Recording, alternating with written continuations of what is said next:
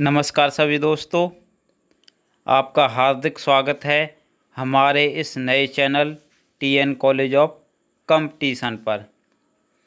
इससे पहले भी हमारा एक चैनल है जिसका नाम सफलता की कुंजी है। यदि आप उससे परिचित हैं तो भी अच्छा है, नहीं है तो भी अच्छा है। सबसे पहले हम आपको इसका चैनल का इंट्रोडक्शन करा देते हैं।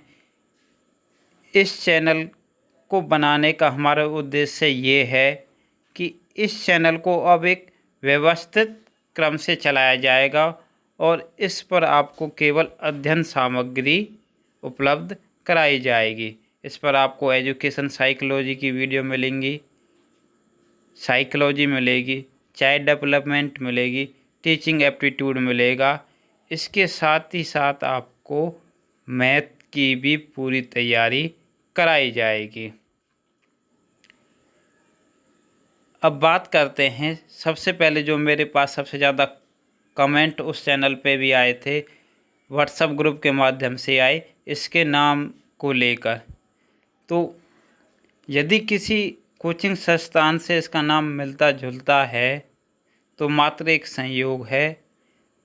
उस कोचिंग संस्थान से हमारा कोई भी किसी भी प्रकार का संबंध नहीं है। अब बात करते हैं शुरुआत। दोस्तों, किसी भी विषय की शुरुआत करने से पहले क्या है कि उससे जुड़े कुछ जो वर्ड्स हैं उनके बारे में, उसकी पृष्ठभूमि के बारे में जान लेना ज़रूरी होता है।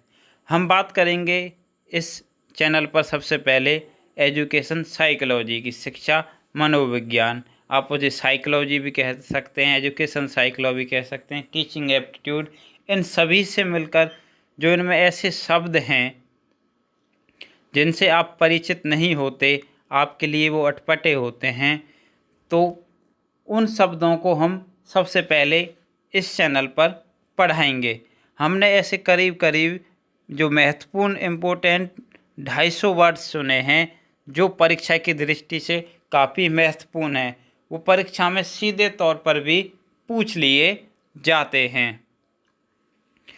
इन शब्दों को यदि आपने जान लिया तो समझो आपका आधे से ज़्यादा सिलेबस यहीं पर कंप्लीट हो जाएगा। क्योंकि जो हमारी जो मनोविज्ञान है, जो चाइल्ड डेवलपमेंट है, बाल विकास है, वो कुछ भी अलग नहीं है। हम भी तो अपने आसपास में, परिवेश में, घर में, परिवार में बच्चों को बड़ा हुआ देखते हैं, हम भी उसको समझ सकते हैं। लेकिन क्या है कि उसमें जो कुछ शब्द ऐसे हैं जिनसे हम परिचित नहीं होते और परीक्षा में जब वो आते हैं तो क्या है, हम कंफ्यूज हो जाते हैं। तो चलिए शुरुआत करते हैं।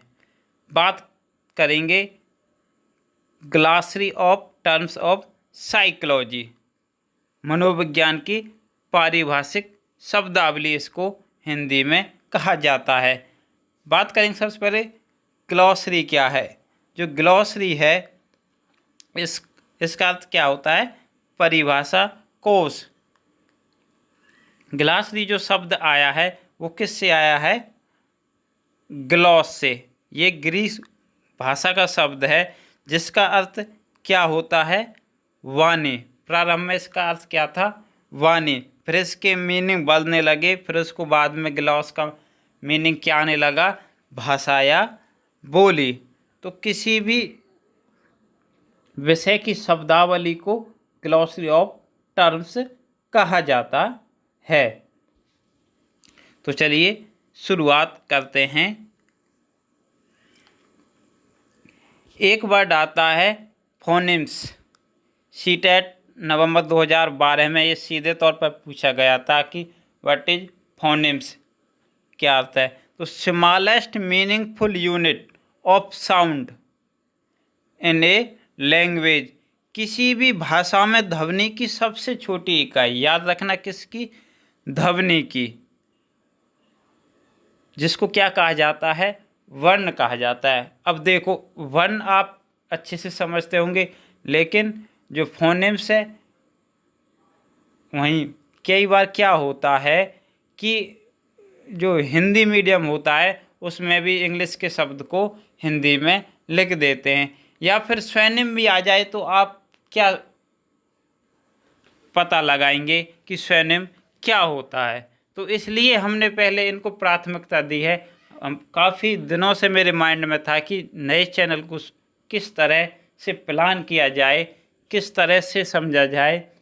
क्या है कि दोस्तों, उस चैनल से जो मुझे अनुभव मिला है वो अनुभव मेरे इस चैनल पर बहुत अच्छा काम आएगा। यदि आपका अच्छा साथ रहा तो हम अच्छा कर पाएंगे। कुछ पहले शुरुआत में धीमी गति होगी। यदि आपको कोई टेस्ट आ रहा है तो आप अन्य किसी चैनल के माध्यम से या अपनी बुक्स के माध्यम से पढ़ सकते हैं। केवल हमारे भरोसे ना रहें, लेकिन मैं बिल्कुल व्यवस्थित ढंग से चलूँगा, ना कि किसी खास एग्ज़ाम को टारगेट करके। तो फोनेम्स आगे से याद रखना क्या हुआ, smallest meaningful unit of sound. किसी भी भाषा में ध्वनि की सबसे छोटी इकाई जिसे हम वर्ण कहते हैं, उसे हिंदी में क्या कहा जाता है, स्वैनिम। तो उम्मीद करता हूँ अब आप ये याद रखेंगे। अगला हमारा वर्ड है फेनोटाइप। फेनोटाइप क्या होता है, observable features by which individuals are recognised. दृश्य प्रारूप या समलक्षणी, जैसे को कहते हैं ना, जुड़वा, परिच्छेदनीय नाक नक्शा जिसके द्वारा व्यक्तियों को पहचाना जाता है, उसे क्या कहते हैं, समलक्षणी या दृश्य प्रारूप। भाई सब कितने करोड़ प्राणी हैं, सबके चेहरे में वही आँख है, नाक है, लेकिन फिर भी क्या है कि हम उसको पहचान लेते हैं, ये वो है, ये वो है, जबकि पार्ट सेम होते हैं। तो यही खूबी होती है, उसी खूबी को क्या कहा जाता है, फेनोटाइप। एक अलग व्यक्ति की खुद से अलग पहचान, सेम बॉडी पार्ट्स के होते हुए भी खुद दूसरों से अलग दिखना क्या कहलाता है, दृश्य प्रारूप या समलक्षणी। अगले वर्ड्स हैं हमारे मॉर्फेम्स।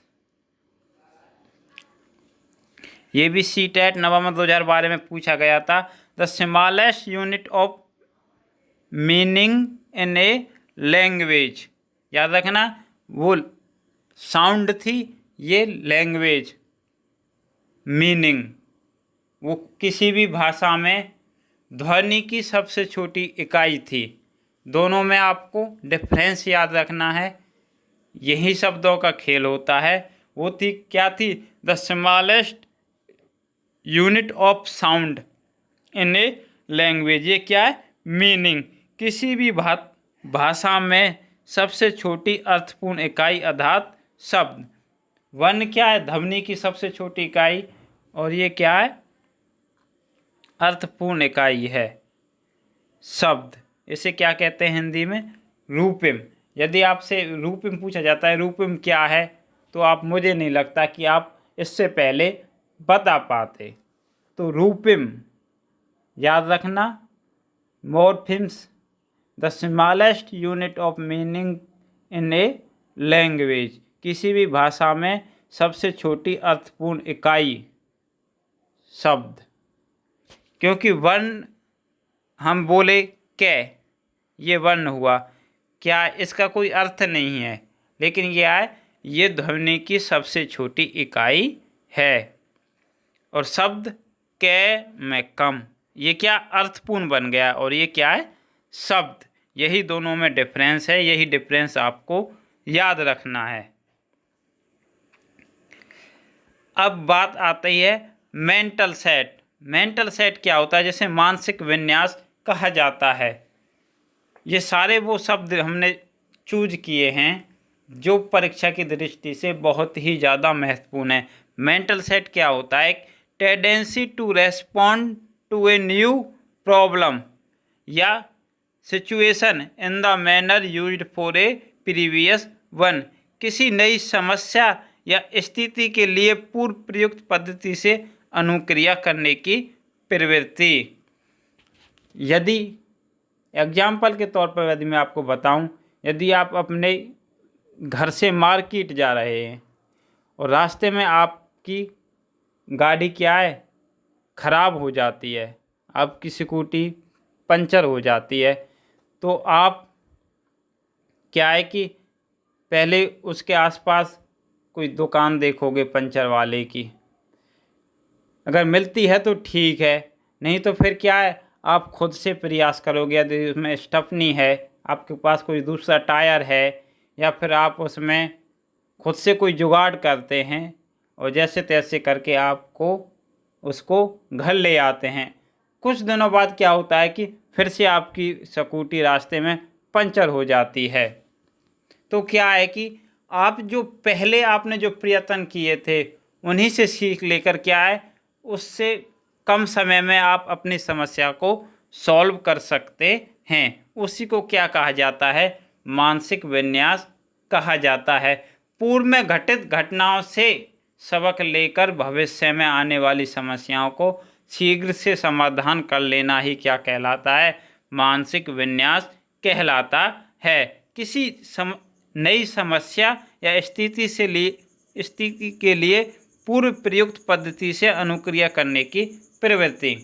ऐसा ही नहीं है कि स्कूटी ही पंचर हो, गाड़ी हो, कोई भी हो, या कोई और भी समस्या हो, लेकिन उस समस्या को आप पूर्व में कोई घटना से घटित हुई थी उस समय जो उपाय किए गए थे उनसे संबंधित यदि आप उसमें उस अपने अनुभव को प्रयुक्त करते हैं तो उसे क्या कहा जाता है, मानसिक विन्यास कहा जाता है।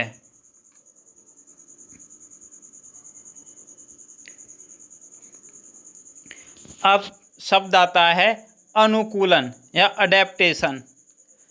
यह क्या है कि वह संरचनात्मक या प्रक्रियात्मक परिवर्तन जो प्राणी की उत्तरजीविता की क्षमता को बढ़ावा देता है, कि मतलब समय के अनुसार किसी भी परिस्थिति में ढल जाने की जो प्रक्रिया होती है उसे क्या कहते हैं, अनुकूलन कहते हैं। जैसे आपने स्कीमा में पढ़ा होगा आत्मसातकरण। आत्मसातकरण एक प्रकार का क्या है, अनुकूलन। अनुकूलन की प्रक्रिया को ही क्या कहते हैं, आत्मसातकरण कहा जाता है। जिस परिवेश में जाएं तो उसी परिवेश के साथ धीरे धीरे अपने को ढाल लेना, उसी के अनुकूल कर लेना क्या कहलाता है, अनुकूलन कहलाता है। एक शब्द आता है स्मृति लोप, अमनेशिया। इस अनेशिया को क्या कहा जाता है, स्मृति लोप। किसी बीमारी, चोट या औषधि व्यसन। औषधि व्यसन क्या कहते हैं, जैसे आप कहते हैं ना, मुझे तो ये गोली रिएक्शन कर गई, संक्रमण हो जाना, किसी दवाई से संक्रमण हो जाना, या फिर चोट लग जाना, या फिर कोई बीमारी हो जाना, उसकी वजह से क्या है, अपनी याददाश्त में या तो पूर्णतः याददाश्त चली जाए या फिर आंशिक रूप से याददाश्त का चला जाना क्या कहला जाता है, अनेशिया कहा जाता है, या फिर उसको हिंदी में स्मृति लोप। स्मृति मीन्स याद रखना, स्मृति आप जान, लोप मीन्स चला जाना, लुप्त हो जाना, उसका लोप से लुप्त हो जाना। तो पूर्ण या आंशिक रूप से किसी बीमारी, चोट या औषधि व्यसन, औषधि के संक्रमण से याददाश्त का पूर्ण या आंशिक रूप से चला जाना स्मृति लोप कहलाता है। अभी के लिए इस वीडियो में इतना ही।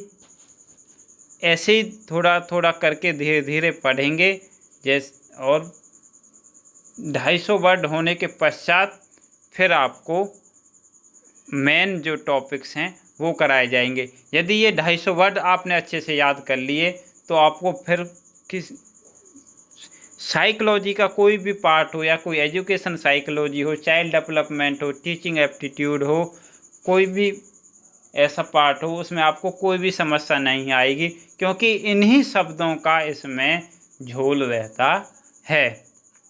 तो दोस्तों, आप इस वीडियो को ज़्यादा से ज़्यादा लोगों तक शेयर करें, जितने ज़्यादा लोग जुड़ेंगे, इंटरेक्शन भी बढ़ेगा आपस में, हमें भी मोटिवेशन मिलेगा और हमारा इस चैनल को बनाने का जो उद्देश्य है वो भी सफल हो जाएगा। लेकिन हमारा एक ये भी उद्देश्य है, ज़्यादा से ज़्यादा लोग जुड़ें, लेकिन वो ही लोग जुड़ें जो क्या है कि एक्टिव रहते हों। तो बस नीचे कमेंट करके बताएं। यदि आप भी कोई अपनी तरफ से सुझाव देना चाहता है कि इस तरीके से पढ़ाया जाए केवीए, आपके सुझाव भी आमंत्रित हैं और आपके सुझावों पर अवश्य विचार किया जाएगा। तो दोस्तों अभी के लिए इतना ही। लाइक करने के साथ साथ यदि आपने अभी तक चैनल को सब्सक्राइब नहीं किया है, सब्सक्राइब कर लें, साथ में बेल आइकन दबाना भी ना भूलें। थैंक यू दोस्तों, जल्द ही मिलते हैं दूसरे पार्ट के साथ। थैंक यू, तब तक के लिए, और एक कमेंट अवश्य छोड़ें। धन्यवाद।